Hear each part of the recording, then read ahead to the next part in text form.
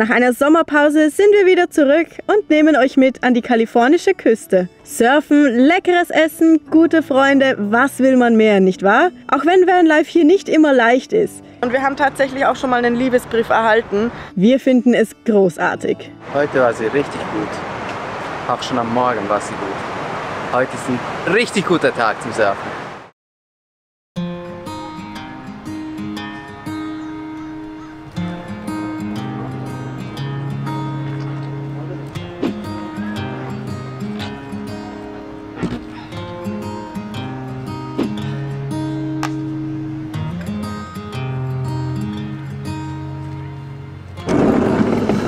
Hallo und willkommen zu einem neuen Video mit uns. Schön, euch auch nach der Sommerpause wieder dabei zu haben. Wir hoffen, ihr hattet einen genauso schönen Sommer wie wir.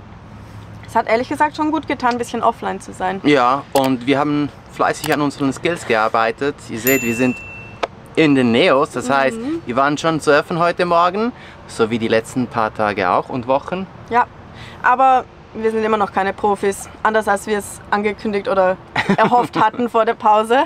Aber wir werden besser, uns macht wirklich Spaß. Und wir erleben so auch viel mehr von der kalifornischen Küste, die es auf jeden Fall wert ist. Genau. Aber ich würde sagen, jetzt gehen wir erstmal aus den Neos raus. Ja.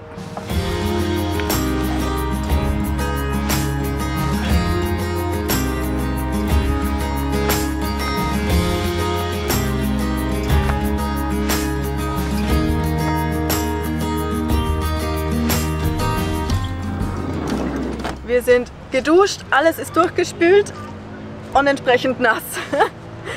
Aber wenigstens kommt auch die Sonne pünktlich zum Vorschein, jetzt wo wir los wollen. Also heißt das Neos aufhängen und danach die Surfboards hochtun. Ich bin echt froh, dass sich das so bewährt, wie wir da die Surfboard-Halterung haben, die wir in Mexiko machen lassen haben, bei Jaime. Zur Wache, das war eine schöne Bekanntschaft und echt perfekt, auch für die Neos.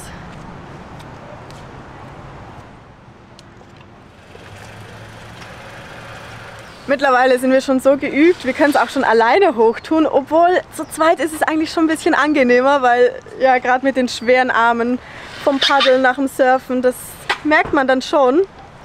Aber ja, Surfen ist eben nicht nur das gemütliche auf dem Brett stehen im Wasser, es ist doch recht anstrengend. Und ich habe mir auch schon eine kleine Verletzung zugezogen. Mir ist die Finne so ein bisschen blöd an den Fuß gekommen einmal. Da habe ich es jetzt ein bisschen so, weiß gar nicht, sieht ganz schön seltsam aus. Aber ja, es verheilt auch wieder. Und das gehört halt dazu. Bei jedem Sport ist ein kleines Risiko dabei. Aber sonst lief es ja bis jetzt immer gut. Ja, jetzt tun wir, oh, das eine ist schon oben. Jetzt tut Roberto noch das zweite Board hoch und dann können wir auch schon los.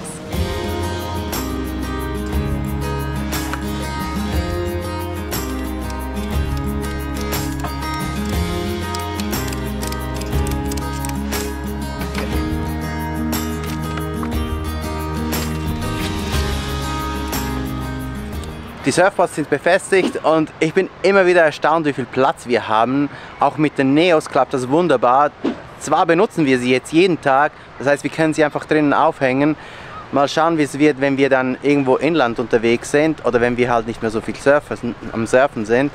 Aber zurzeit klappt das richtig gut und ja, wenn ich die Bretter hier oben befestige, habe ich jedes Mal so eine wunderschöne Aussicht. Also die Terrasse ist auch Gold wert. Diese neuen Routinen machen richtig Spaß, aber wir behalten uns natürlich auch gewisse andere Gewohnheiten bei, obwohl wir uns auch die ein bisschen auffrischen. Wie ihr wisst, nehme ich bereits seit längerer Zeit morgens AG1 zu mir, denn mit den 75 Inhaltsstoffen, also Vitaminen, Mineralien, Botanicals und viele mehr, hilft es mir, meinen Nährstoffhaushalt zu unterstützen und ich starte damit einfach energiegeladen in den Tag.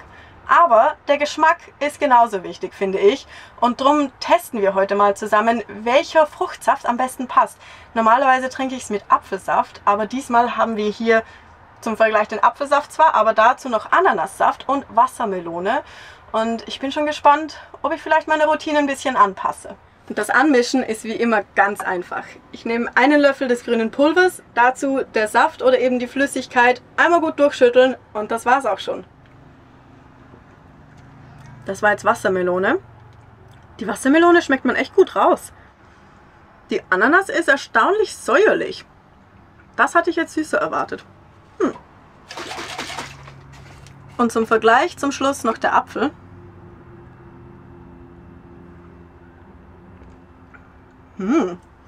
Also den Apfel trinke ich ja sonst immer, aber Wassermelone schmeckt mir fast am besten. An die von euch, die auch AG1 trinken, wie mögt ihr es eigentlich am liebsten? Vielleicht gibt es da noch andere Varianten, die ich mal ausprobieren sollte. Schreibt es unbedingt unten in die Kommentare rein. Und für die, die wir neugierig gemacht haben, AG1 kann man ganz unkompliziert mit einer 90-Tage-Geld-Zurück-Garantie testen. Und auch das Abo ist jederzeit kündbar und pausierbar. Und wenn ihr das Abo über unseren Link in der Videobeschreibung abschließt, erhält ihr außerdem dazu noch gratis einen Jahresvorrat an Vitamin D3 und K2-Tropfen, 5 Travel Packs, aber auch die edle Vorratsdose und den Shaker mit dazu. Ich glaube aber, wir sind bald abfahrbereit. Roberto hat die Surfboards sicher schon oben verstaut, also können wir jetzt gleich weiter.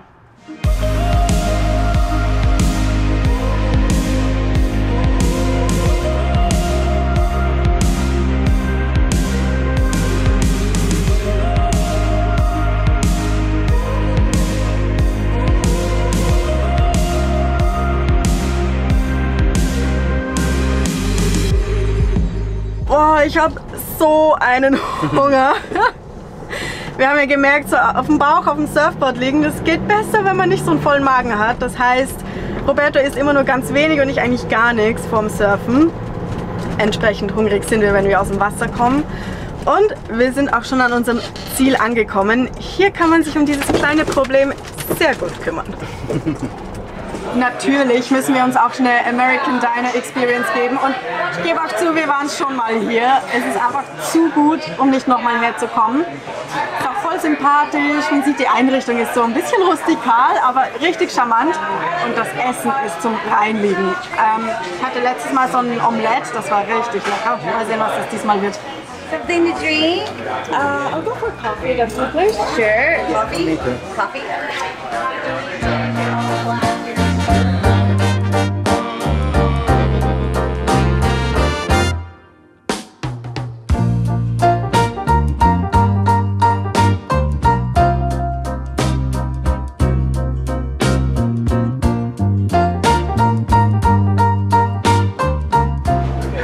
Alles bestellt. Wir werden kugelrund hier rauslaufen.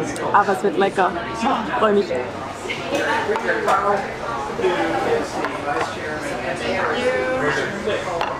Thank you so much. Ja, hier frühstückt man halt gleich 2 Teller auf einmal. Perfekt, die Eier. Deshalb müssen wir so viel surfen, weil wir immer so viel essen.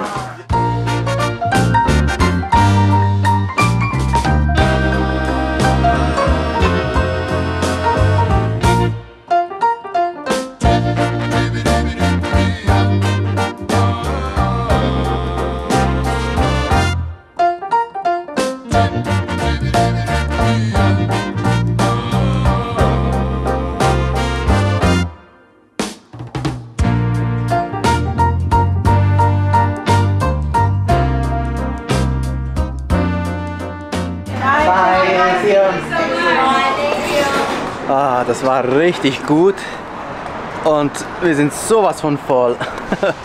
Also zu unserem nächsten Ziel geht es ja eigentlich bergab. Ich glaube, wir können einfach rollen. Ja, und nicht, dass ihr denkt, dass wir das jeden Tag machen. Das würde finanziell gar nicht drin liegen. Nein. Und auch, ich glaube, wir würden gar nicht mehr aufs Surfboard draufpassen. Ja. Wir würden untergehen. Genau. Aber für uns geht es jetzt weiter und Ja. wir sehen uns gleich da. Na, wie sind die Wellen? Gar nicht mitkriegt. Ja, ganz schön ein bisschen windig heute. Das ging ja mal richtig flott. Also normalerweise stehen wir hier ewig an, bis wir rein können. Da gibt es eine richtige Warteschlange vom Einlass. Wie lange war das längst? Ich glaube 3 Stunden. Sind wir gestern angestanden. Oh, das hat sich echt endlos angefühlt und wir frühstücken zwar dann immer auch und so, aber also wir frühstücken ja nicht 3 Stunden lang. Normalerweise. Aber ja, diesmal sind wir einfach durchgefahren. Keine Ahnung, was los ist. Freitags ist eigentlich auch ein bisschen mehr los immer, aber boah, da sind wir einfach durch. Und ihr habt auch gesehen, wer auch noch da ist. Wir sind wieder seit 2-3 Wochen schon. Ja. Können wir uns wieder mal nicht trennen. Aber es ist ja auch schön, so Surfpartner zu haben, die Zeit zusammen zu verbringen. Jetzt müssen wir aber erstmal einen Parkplatz suchen und dann schauen wir, was wir machen. So, wir haben es geschafft. Und wir haben wieder mal einen Premiumplatz erwischt, denn an diesem Strand sind alle Plätze Premium. Wir stehen direkt am Meer. Am Morgen bei Doheny Beach hat man gesehen, die meisten Plätze sind eigentlich mit großen Parkplätzen, wo man dann zu Fuß zum Strand gehen muss.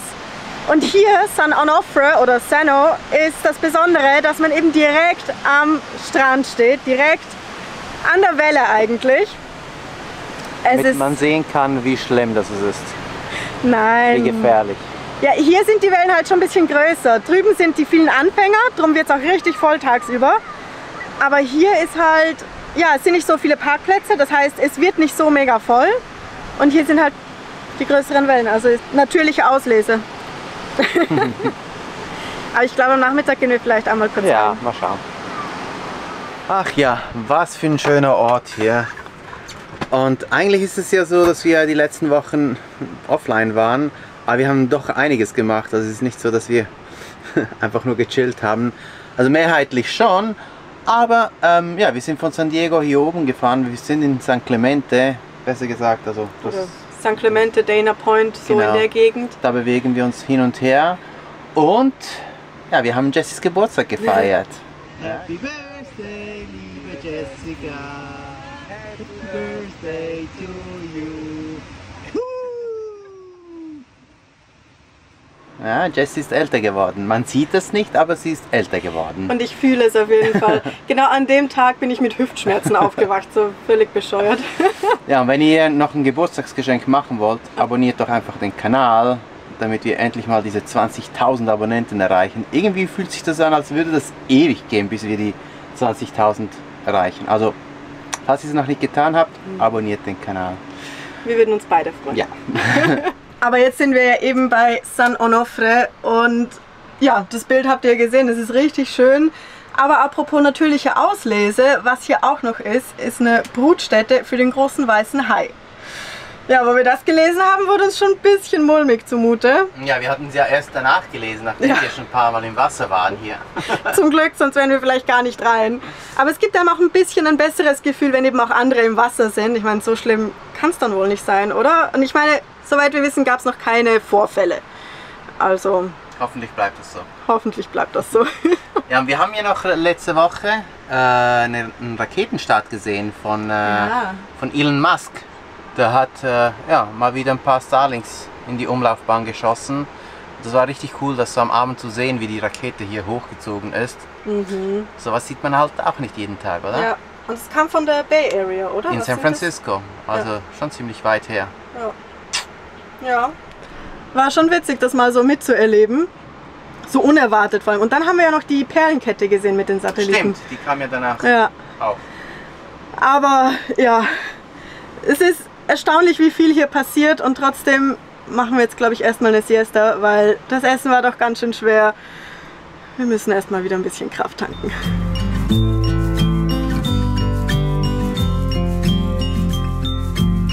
I get a little bit breathless. My thoughts are too big. Can I get some comfort, please? I guess I should have been honest. It breaks in my heart. It's raining down, baby. I'm like a river that's overflowed. The sooner you know it, the less do we hurt. Let me speak. Die Siesta hat so gut getan. Wir haben es wirklich gebraucht. Aber ja, lange konnten wir auch nicht still sitzen. Wir waren schon wieder surfen, darum auch meine nassen Haare. Das Wetter ist halt recht wechselhaft heute, aber das kann dem ja keinen Abbruch tun. Und vor allem die Atmosphäre ist hier so positiv, auch als Anfänger. Man hat ja manchmal das Gefühl, dass man denen, die es wirklich können, ein bisschen im Weg steht. Aber das braucht man hier wirklich nicht, denn ja, hier sind alle so positiv gestimmt, geben einem Tipps, helfen einem. Und ja, ist einfach eine richtig gute Stimmung. Und selbst wenn die Wellen heute ein bisschen rauer sind und größer, tut es auch gut zu wissen, dass wir einigermaßen klarkommen. Also gibt einem schon ein gutes Gefühl. Aber trotzdem, ich bin deswegen auch ein bisschen früher raus. Roberto ist noch kurz drin geblieben, aber ich habe ihn gesehen, der ist, glaube ich, jetzt gerade rausgekommen. Und ja, ich schaue mal, wie es bei ihm läuft. Ich glaube, er ist duschen und Neo auswaschen. Ich glaube, da vorne ist er. Frisch geduscht. Und wie war die Surf-Session heute? Heute war sie richtig gut. Auch schon am Morgen war sie gut. Heute ist ein richtig guter Tag zum Surfen. And throw our problems in the flames. Ooh, throw our problems in the flames.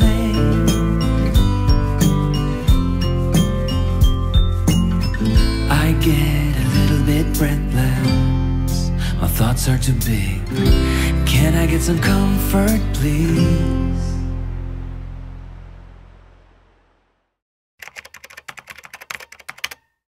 Guten Morgen vom Autobahnlärm am Einkaufscenter. Ja, so haben wir übernachtet. Es ist manchmal ein bisschen schwierig, hier einen Schlafplatz zu finden und wir haben tatsächlich auch schon mal einen Liebesbrief erhalten an der Stelle, wo wir dachten, dass wir schlafen können, aber ja, anscheinend war es doch nicht der richtige Ort. Kalifornien ist da ein bisschen schwierig, gerade an der Küste, aber hier haben wir einen Platz gefunden, wo es meistens relativ ruhig ist. Ab und zu fährt halt mal ein Auto vorbei. Da drüben ist gleich die Autobahn. Aber es geht ganz gut. Und ja, ich würde sagen, wir machen uns jetzt langsam fertig, denn wir wollen heute weiterfahren. Es ist Zeit, die Gegend hier zu verlassen. Es geht weiter Richtung Norden und ich freue mich schon riesig, dass es richtig schön sein. Oh, es ist soweit, wir fahren los. Der Van ist ready. Heißt aber auch, dass wir uns schon wieder von Hannah und Tommy verabschiedet haben. Sie fahren erstmal nochmal nach San Diego, während wir in den Norden fahren. Ich bin gespannt, ob es diesmal zum letzten Mal war oder ob wir uns nochmal sehen. Irgendwie laufen wir uns trotzdem immer wieder über den Weg, was ja auch schön ist. Und sie sind ja auch noch in Kalifornien unterwegs. Also es ist nicht ausgeschlossen. Aber ja, vorerst sind wir wieder mal nur zu zweit unterwegs.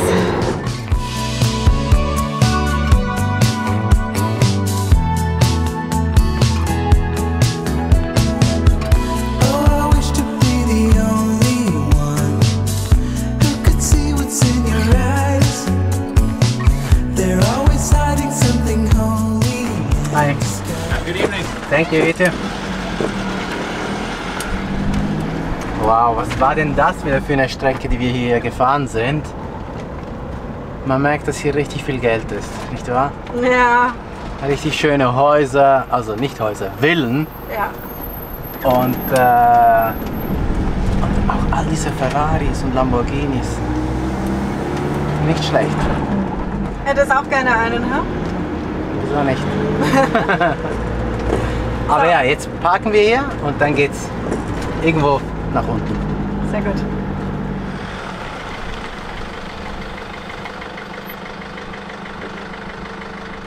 Wir sind angekommen und wir befinden uns in Crystal Cove State Park.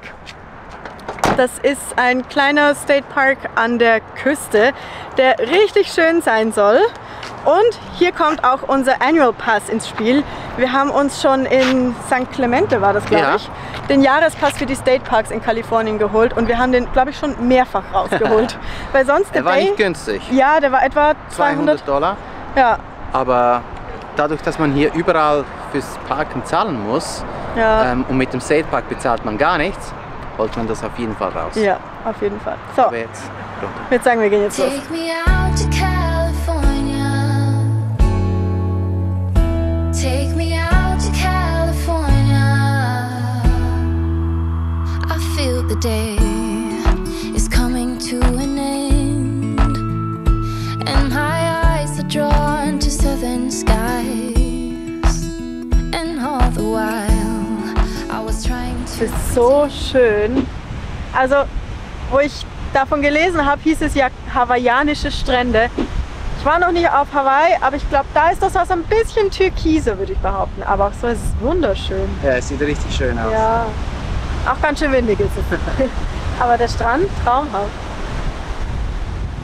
So take me out to California, where the sun is always high, where the streets are paved with gold and no one ever gets old. Ich sehe, du bist wirklich im kalifornischen Strandleben angekommen. Du läufst nicht mal mehr mit Flipflops barfuß. wieso auch? Das ist richtig angenehm und der Boden brennt nicht. Ich habe mir letztens die Füße verbrannt, weil es so warm war. Aber jetzt geht's. Und wie man sieht, das Meer ist so richtig unruhig heute und wir haben uns einen richtigen Moment ausgesucht, um einfach mal nicht surfen zu gehen, denn unsere Arme sind platt. Also wir sind komplett im Elend. Dafür sind die Beine absolut untertrainiert. Voll. Also. Perfekt.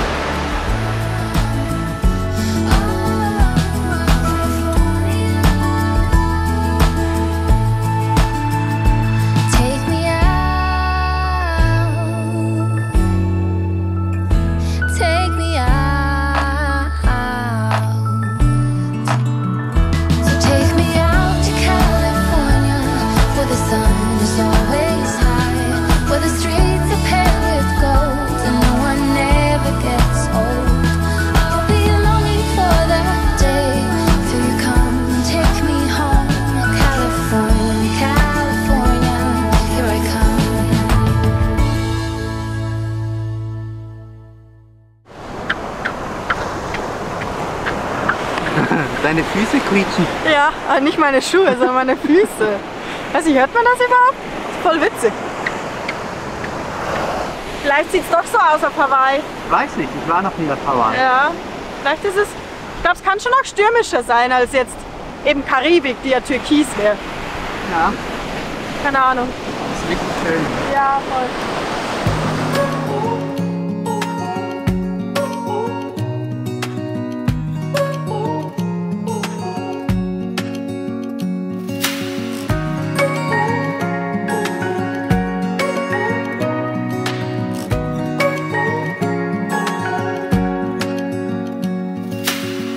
Searching for something that ain't lost. Have we got our lines crossed? We're wasting time on stuff that doesn't. Wir wollten den Abend heute hier am Strand ein bisschen ausklingen lassen. Ja, einfach den Sonnenuntergang genießen und einfach mal einen gemütlichen Abend haben. Aber ja, daraus wird leider nichts, denn wir wurden soeben vom Parkranger informiert, dass wir den Strand und den Parkplatz vor Sonnenuntergang verlassen müssen. Man sieht, die Sonne ist schon ziemlich tief. Das heißt, wir müssen jetzt alles zurücklaufen. Keine romantische Zeit mit Jessie. Oh no! Aber ja, ein anderes Mal. Ja, für uns heißt es jetzt, wie gesagt, alles zurücklaufen und ja, mit dem Van aus dem Park rausfahren und dann mal schauen, wo wir landen. Ja, wir haben nämlich noch keinen Schlafplatz rausgesucht. Genau.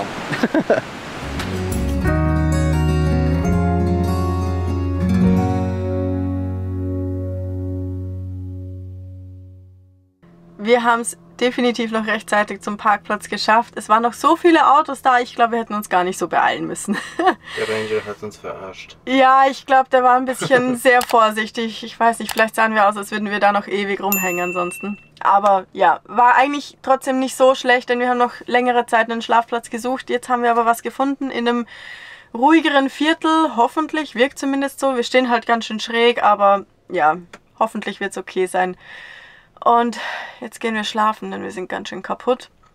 Wir hoffen, euch hat das Video mit uns hier in Kalifornien gefallen und wir sehen uns nächste Woche wieder. Bis dann. See you.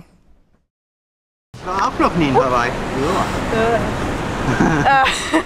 Ja. So, da Speuze. Wie?